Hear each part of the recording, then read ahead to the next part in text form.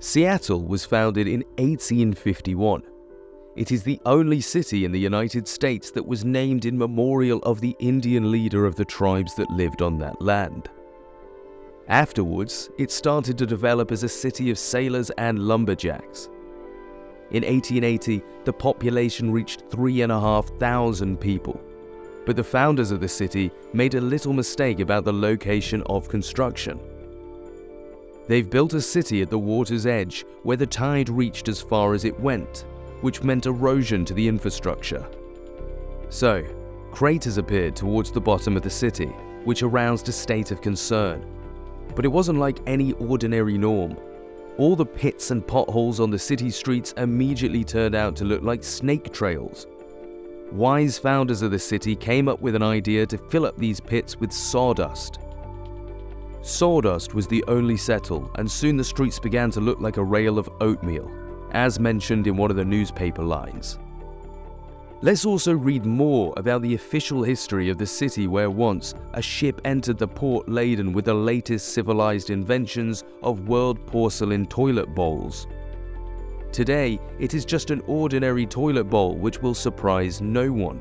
But in those days, out of curiosity, townspeople were happy with everything sold out and brought home.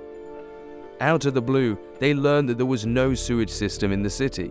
Sewerage systems had to be urgently established within the city, which consisted of pipes leading directly to pour into the sea. Only then, under particularly strong tides, the water in the pipes rose and toilets turned into fountains.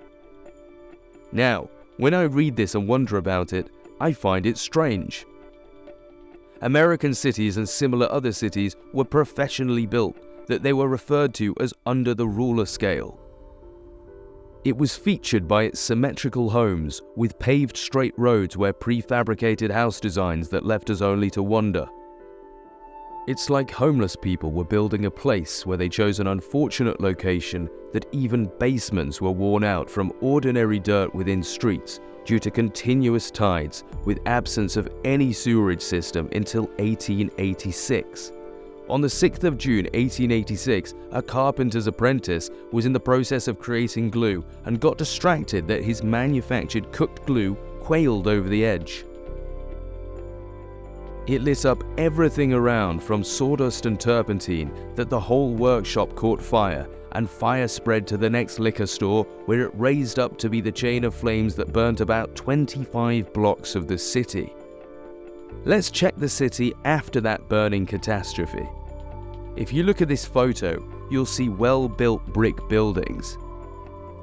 It doesn't look like it was affected by fire or flames, but more like the aftermath of war. This looked more like ruined Dresden. Generally, in these photos, we will find nothing new. It's just one from the dozens of burnt American cities.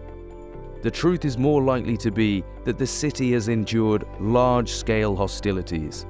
Let's get back to the official history that was set after the spread of the fire, where the city's authorities came up with an excellent plan to solve all of their problems in one stroke.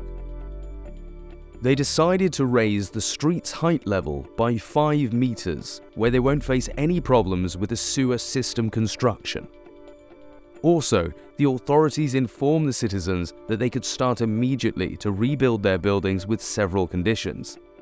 First, every newly constructed house must be made from stones or brick.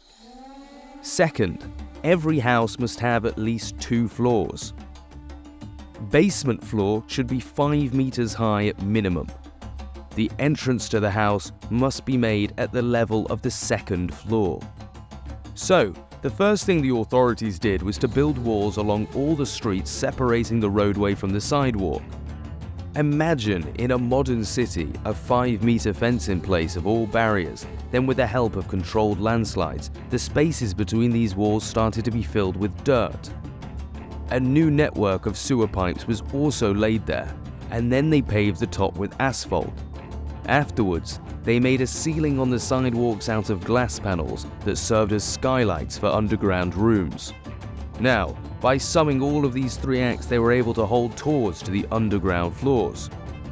Generally, once again, it's a very strange history of an American city. There was a fire, but if you look at the ruins, it looks more like a bombardment. Afterwards, they decided to raise the street's height by 5 meters.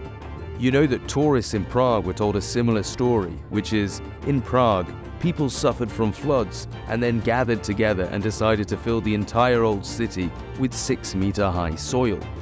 There's a video about this on the chairman's channel. Look at these skylights. During the restoration of Tverskaya Street, they found similar light gratings. Well, no one voluntarily covered Tverskaya with soil. In this city, the authorities didn't hide the fact that the city was bombarded. They just came up with a story that explains everything calmly while showing the underground floors to tourists. Moscow authorities also had to say that Moscow suffered from floods. According to that, Red Square was covered at a height of 12 meters and the Polytechnic University at a height of 10 meters. Everything was done for citizens' benefit, so that they could have a normal sewage system where streets had no dirt. Generally, this is some kind of muddy history of an ordinary American city.